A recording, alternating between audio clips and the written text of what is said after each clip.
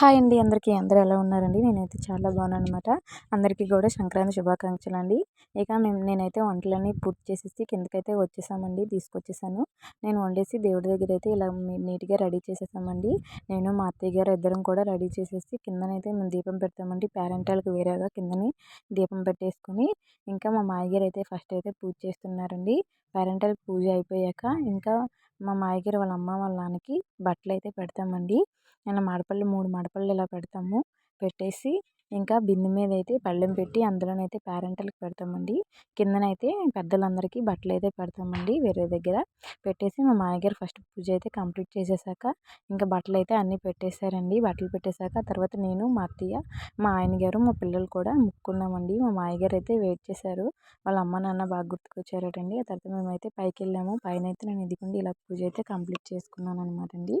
అంతే అండి. నా వీడియో మీకు నచ్చుంటే ప్లీజ్ అండి షేర్ చేసి సబ్స్క్రైబ్ చేయండి, లైక్ చేయండి. థ్యాంక్ యూ అండి.